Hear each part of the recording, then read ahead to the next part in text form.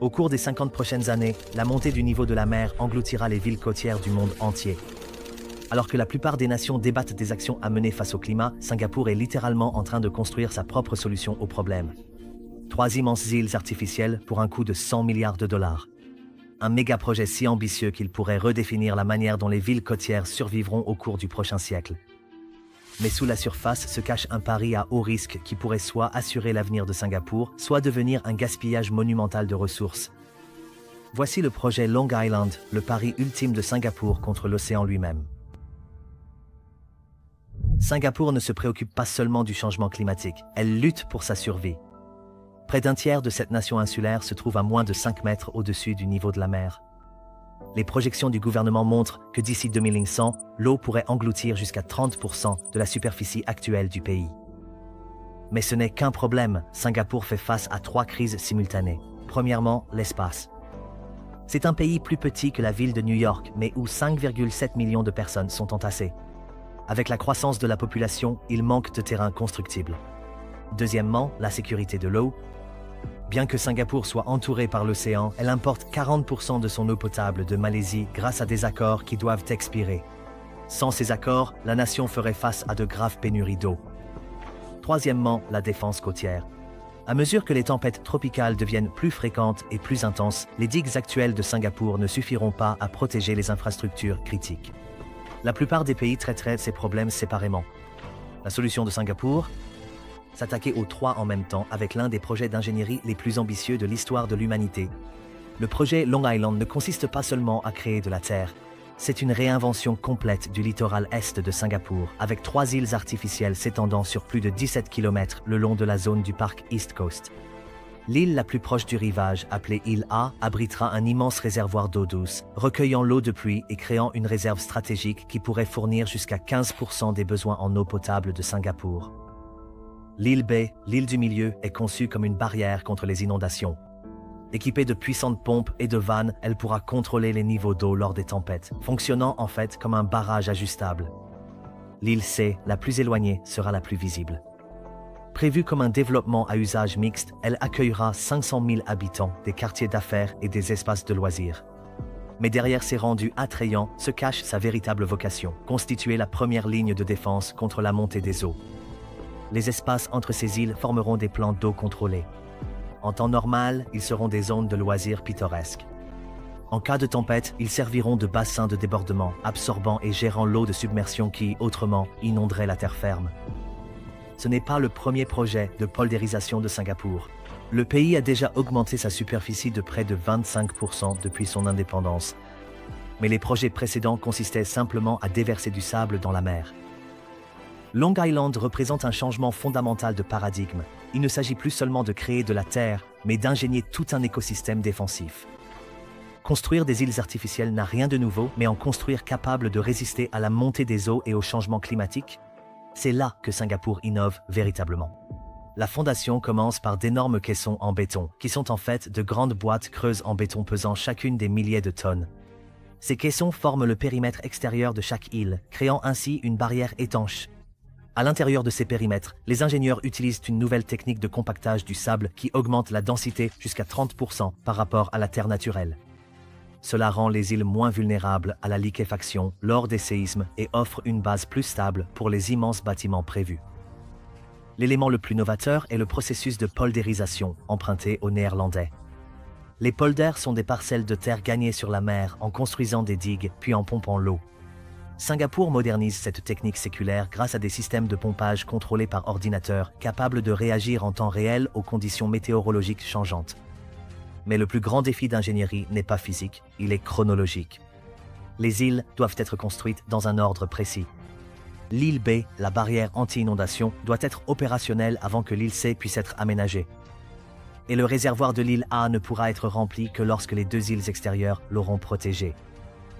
Cette approche par étapes signifie que les premières portions utilisables ne seront prêtes qu'en 2035, avec une finalisation complète prévue pour 2050, un calendrier qui doit composer avec l'accélération de la montée du niveau de la mer. Comment un projet qui consomme d'énormes ressources peut-il se présenter comme écologiquement durable? C'est cette contradiction que Singapour tente de résoudre. L'impact environnemental immédiat est considérable. La création de ces îles nécessite plus d'1 milliard de mètres cubes de sable, perpétuant la position de Singapour en tant que premier importateur mondial de sable. Ce sable provient souvent de pays voisins où l'extraction a dévasté les écosystèmes côtiers. Il y a ensuite l'impact marin. Les premières évaluations environnementales ont révélé la présence de 25 récifs coralliens directement sur le tracé du projet. Plutôt que de les détruire, Singapour a lancé la plus grande opération de relocalisation de coraux jamais tentée, déplaçant des milliers de colonies de coraux vers de nouvelles réserves marines créées ailleurs autour de l'île. Le projet inclut également des récifs artificiels et des habitats marins intégrés aux structures des îles. Ces digues vivantes accueilleront des écosystèmes marins tout en renforçant les îles contre l'érosion. Mais la question environnementale la plus importante est philosophique. Vaut-il mieux s'adapter au changement climatique par des travaux d'ingénierie massive ou se concentrer entièrement sur la réduction des émissions? Singapour parie sur la complémentarité des deux approches en concevant les îles pour qu'elles soient neutres en carbone une fois opérationnelles, avec des zones dédiées à la production d'énergie renouvelable. Le coût de 100 milliards de dollars fait de ce projet d'infrastructure le plus cher jamais entrepris par Singapour. Pour mettre cela en perspective, cela équivaut à environ 20% du PIB annuel de Singapour, ou à peu près 17 500 $ par habitant. Comment ce calcul s'explique-t-il? L'analyse du gouvernement prévoit 3 principaux retours sur investissement. Premièrement, la prévention des catastrophes.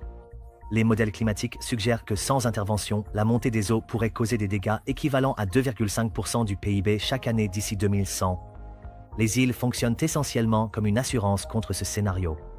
Deuxièmement, la création de terres. Dans un pays où le prix du foncier a augmenté de 300% au cours des 20 dernières années, la création de 700 hectares de nouveaux biens immobiliers haut de gamme pourrait générer 50 milliards de dollars de valeur directe. Troisièmement, la sécurité de l'eau. En réduisant sa dépendance à l'eau importée, Singapour estime pouvoir économiser 1,2 milliard de dollars par an une fois le réservoir opérationnel. Mais ce calcul financier a suscité la controverse. Les critiques soutiennent que l'argent serait mieux investi dans les énergies renouvelables ou dans l'élévation des infrastructures existantes.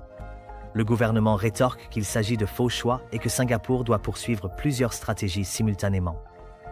Ce qui est indéniable, c'est que ce projet représente un nouveau modèle économique d'adaptation au climat. Au lieu de considérer la montée des eaux comme un centre de coût, Singapour tente d'en faire une opportunité d'investissement. Si le projet réussit, il pourrait devenir un modèle pour les villes côtières du monde entier. Le projet Long Island s'inscrit dans un équilibre régional des pouvoirs complexes. Singapour se trouve au cœur de l'Asie du Sud-Est, une région où l'influence de la Chine ne cesse de croître tandis que la présence américaine demeure forte. En sécurisant son approvisionnement en eau, Singapour réduit sa dépendance vis-à-vis de la Malaisie, éliminant ainsi un potentiel levier diplomatique. Cette indépendance en matière d'eau offre à Singapour une plus grande liberté dans les négociations régionales. Le projet démontre également la capacité technique de Singapour, renforçant sa position de pôle d'innovation en Asie du Sud-Est, malgré sa taille modeste face à des voisins comme l'Indonésie. Mais peut-être plus important encore, il s'agit d'une manifestation concrète de la vision à long terme de Singapour.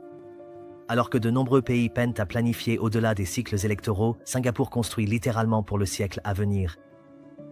Cela envoie un signal aux investisseurs et aux alliés que Singapour demeure un partenaire stable et tourné vers l'avenir dans une région de plus en plus incertaine.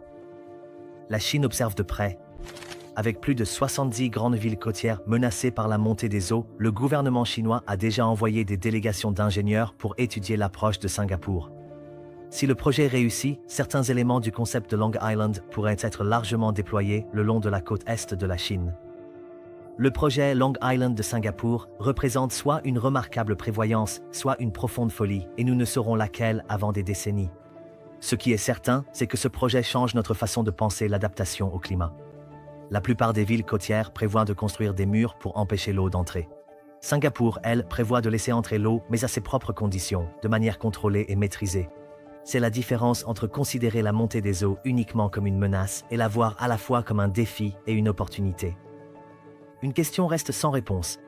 Singapour est-elle en train de créer un exemple qui sauvera les villes côtières du monde entier, ou bien un monument coûteux à l'arrogance de l'ingénierie qui sera finalement repris par la mer? La réponse déterminera non seulement l'avenir de Singapour, mais aussi potentiellement la manière dont l'humanité s'adaptera à notre planète en mutation. Car une chose est certaine, l'eau arrive. La seule question est de savoir si nous serons prêts. Dites-nous ce que vous en pensez dans les commentaires. Si vous avez aimé cette vidéo, n'oubliez pas de vous abonner et de regarder la suivante qui s'affiche à l'écran.